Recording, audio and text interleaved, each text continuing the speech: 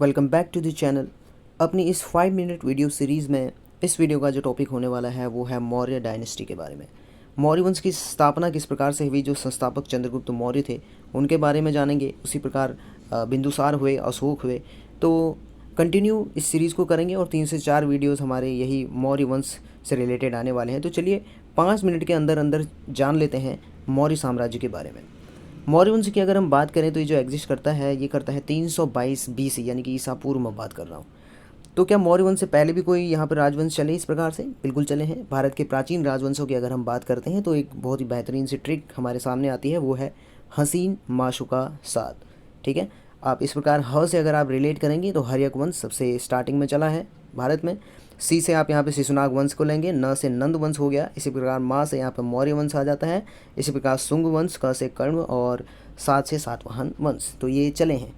आपने हिस्ट्री में जाना होगा 16 महाजनपद हुए थे, है ना। तो वहीं से जो है उसी के आसपास जो है ये सारे वंश इस प्रकार से चले हैं। तो आप देखेंगे मौर्य वंश यहाँ पे कहाँ पे एग्जिस्ट हो रहा है, यहाँ पे। तो मौर्य वंश जो आता है वो हमारा यहाँ पे आ रहा है। ठीक है, इससे पहले नंदवंश है, नंदवंश होगा। उसके बाद शिशुनाग, उससे पहले शिशुनाग वंश रहा होगा। ठीक है, और सबसे स्टार्टिंग तो हर्यक वंश से हुई थी। तो ये कुछ बातें हैं, ये प्राचीन राजवंश हैं। बहरहाल हम यहाँ पे जो है मौर्य वंश को यहाँ पे आज हम कवर कर रहे हैं। हमारा मुद्दा जो है मौर्य वंश है। तो मौर्य वंश में अगर बात करें तो बिल्कुल आप जानते हैं बात हो चुकी है 322 BC में जो इसके संस्थापक हैं, यानी कि मौर्य वंश की जो स्थापना की, ठीक है, वो चंद्रगुप्त मौर्य ने की है। और किसकी हेल्प से? इनके प्रधानमंत्री हुए एक चाणक्य, सब हम जानते हैं, विष्णुगुप्त कौटिल्य इनका दूसरा नाम है। तो उनकी सहायता से जो है मौर्य वंश की नींव रखी थी चंद्रगुप्त मौर्य ने। संक्षेप में आपको जो है मैं भारत के प्राचीन राजवंशों से रिलेटेड कुछ बातें बता देता हूँ। ठीक है, तो ये यहाँ पे मैंने सिलेबस लिया है UPSSC का GS विषय इतिहास का सिलेबस, देख सकते हैं। तो जो हमारी सीरीज़ जो कंटिन्यू हो रही है वो इसी सिलेबस के अकॉर्डिंग हो रही है। हमने यहाँ पे जो कवर किया है अभी तक, ठीक है, आप प्लेलिस्ट में जाएंगे तो आपको दिखेगा टॉपिक वाइज जो है आपको एक एक वीडियो दिखेगा। तो आज हम यही कर रहे हैं। देखिए मौर्य काल, ठीक है, मौर्य वंश की स्थापना और चंद्रगुप्त मौर्य के बारे में। तो मैं आपको बता रहा था, मैं आपको जो प्राचीन राजवंश चले हैं वो किस प्रकार से चले। देखिए प्राचीन राजवंशों का क्रम इस प्रकार से था ना, हसीन मासों का साथ हमने कहा। सबसे पहला जो है हर्यक वंश यहाँ पे आता है। हर्यक वंश 544 BC मगध। मगध जो है ये जो है आपका बिहार झारखंड ये वाला जो एरिया है, यहाँ पे जो है 16 महाजनपद हुए। तो उनमें से एक मगध था। तो उसके सबसे पहले यहाँ पे जो वंश आता है प्राचीन राजवंश, वो हर्यक वंश है। इसकी स्थापना बिंबिसार करता है, ठीक है, और राजधानी इसकी राजगृह थी। इसी हर्यक वंश में जो राजधानी परिवर्तित एक बार हुई वो पाटलिपुत्र हुई थी। अगर इनके राजाओं का क्रम देखेंगे तो बिंबिसार सबसे पहला, उसका बेटा अजातशत्रु, उसका बेटा उदयीन और सबसे लास्ट उसका बेटा नागदशक। जो उदयीन है इसी ने ही पाटलिपुत्र नगर बसाया और राजधानी परिवर्तित की। ठीक हो गया। नागदशक लास्ट राजा है। इसके बाद जो है शिशुनाग जो है क्या करेगा, नागदशक की हत्या कर देगा एक तरीके से और शिशुनाग वंश की स्थापना यहाँ पे कर देगा। राजधानी ये जो है अपनी वैशाली बनाएगा और इसी शिशुनाग वंश में राजधानी पाटलिपुत्र भी हो जाएगी। फिर कौन कैसे क्या करेगा तो उसके लिए तो राजाओं का क्रम देखना पड़ेगा जी। सबसे पहले शिशुनाग, उसका बेटा कालाशोक, ठीक है, उसका जो उत्तराधिकारी नंदीवर्धन। ये जो कालाशोक है इसी ने जो है राजधानी पाटलिपुत्र की थी शिशुनाग वंश के अंदर, हम ये जानकारी हमें देखने को मिलती है। लास्ट राजा नंदीवर्धन। अब इस नंदीवर्धन को जो है महापद्म नंद हरा देगा, ठीक है, 344 BC में। तो नंद वंश की स्थापना कर देगा। अपनी राजधानी बनाएगा पाटलिपुत्र। और यहाँ पे हमें दो ही राजा देखने को मिलते हैं, एक तो महापद्म नंद और एक घनानंद। अब नंद वंश का अंतिम राजा जो घनानंद है उसको हरा देगा यहाँ पे चंद्रगुप्त मौर्य। ठीक है, किसकी सहायता से? अपने चाणक्य की सहायता से। और मौर्य वंश की यहाँ पे नींव रख देगा। राजधानी पाटलिपुत्र को यही बनाएगा। ठीक हो गया।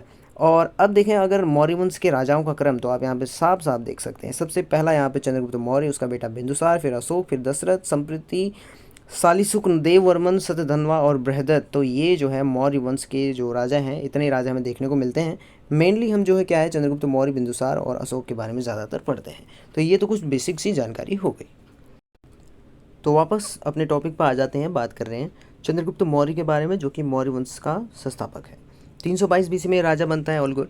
देखिए मौर्य वंश का संस्थापक तो ये है ही है, साथ ही साथ प्रथम भारतीय साम्राज्य संस्थापक भी चंद्रगुप्त मौर्य को ही कहा जाता है। अब इसके बारे में, चंद्रगुप्त मौर्य के बारे में देखिए क्या कहा गया। सबसे पहला नाम इसका जो देखने को मिलता है वो मिलता है सैंड्रोकोट्स, जो कि जस्टिन ने बोला। और यही सैंड्रोकोट चंद्रगुप्त मौर्य है, इसकी पहचान की थी विलियम जोन्स ने। ठीक हो गया। दूसरी बात चंद्रगुप्त मौर्य के बारे में ये कही गई, वृषल, इस नाम से इसको संबोधित किया गया, जिसका मतलब होता है निम्न कुल में उत्पन्न होने वाला। और ये बात कही विशाख दत्त ने अपनी पुस्तक मुद्रा राक्षस में। तो 2 नाम इसके बारे में हैं चंद्रगुप्त मौर्य के बारे में, और वो कौन कौन से हैं आप देखेंगे, सेंड्रोकोट्स और दूसरा वृषल।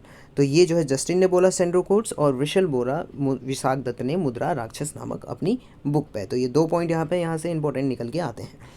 उसके बाद देखिए, जो चंद्रगुप्त मौर्य था वो जैन धर्म अनुयायी था। इसके गुरु भद्रबाहु हुए, और इस बात की जानकारी हमें परिशिष्ट पर्वन जो कि जैन ग्रंथ है वहाँ से मिलती है कि हाँ ये जो है जैन धर्मी था। कहा जाता है कि अपने जीवन के आखिरी टाइम में इसने जो है जैन धर्म को अपना लिया था। अच्छा, सिकंदर का भारत विजय अभियान यहाँ पे 326 BC आप देख सकते हैं, राजा बना 322 BC में। तो करीब 4-5 सालों का हेर फेर है। आगे पीछे जो है इसी, जब ये राजा बनता है इसी के आगे पीछे जो है हम देखेंगे कि 326 BC में, है ना, टाइम पीरियड देखिए आप, तो तब सिकंदर का भी यहाँ पर आक्रमण हुआ है 4 साल पहले, ऐसे हम कह सकते हैं।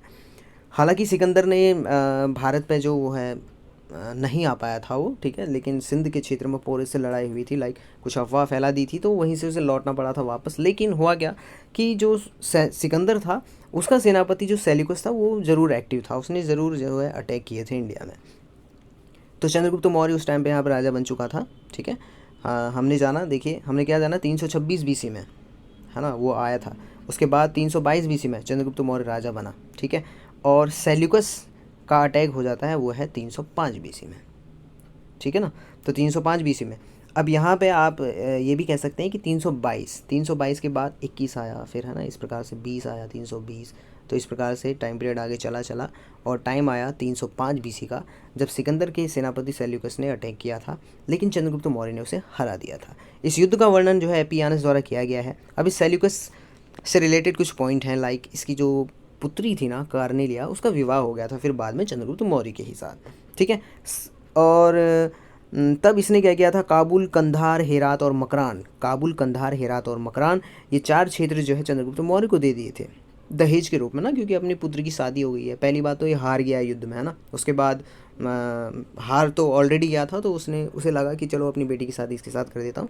तो ऐसी कुछ बातें हैं। चंद्रगुप्त ने भी फिर 500 हाथी उपहार में दिए थे, ऐसी बात प्लूटो कहते हैं।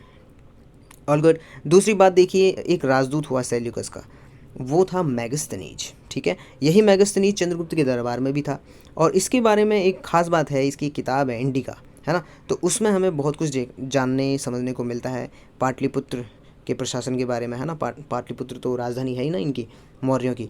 तो पाटलिपुत्र को यहाँ पर पोलीब्रोथा कहा गया, साथ ही साथ भारतीय समाज को 7 श्रेणियों में विभाजित किया है। तो ये बातें इंडिका से हमें देखने को मिलती हैं, जानने को मिलती हैं, ठीक है। चंद्रगुप्त मौर्य के बारे में कुछ और बातें देखिए, जैसे कि मालवा, गुजरात, महाराष्ट्र, दक्कन को जीता इसने, है ना। मगध जो कि एक बिहार झारखंड के ही एरिया के अलावा देखिए मालवा गुजरात पहुंच गया, महाराष्ट्र पहुंच गया।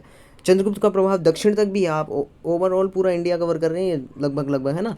तो रुद्रदमन के जूनागढ़ अभिलेख में साक्ष्य मिलता है कि दक्षिण तक प्रभाव था चंद्रगुप्त मौर्य का, ठीक है। चाणक्य इसके प्रधानमंत्री हो गए। चाणक्य तो जानते हैं, चाणक्य की नीति बहुत तेज दिमाग था उनका। तो इस प्रकार पूरे, ठीक है, इंडिया में ओवरऑल देखिए प्रचलित मुद्रा उस टाइम पर पण और शिक्षा का प्रमुख केंद्र तक्षशिला, ये चंद्रगुप्त मौर्य की ही बात हो रही है, उसके टाइम पीरियड की, उसके शासनकाल के दौरान। उसकी जो मृत्यु लास्ट में फिर हो गई थी श्रवण बेलगोला नामक स्थान पे उपवास के दौरान।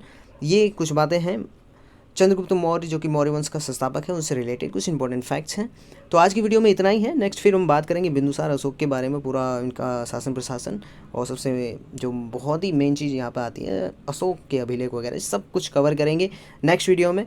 तो आज की वीडियो में इतना ही था। पीस आउट दोस्तों, thanks for watching this video.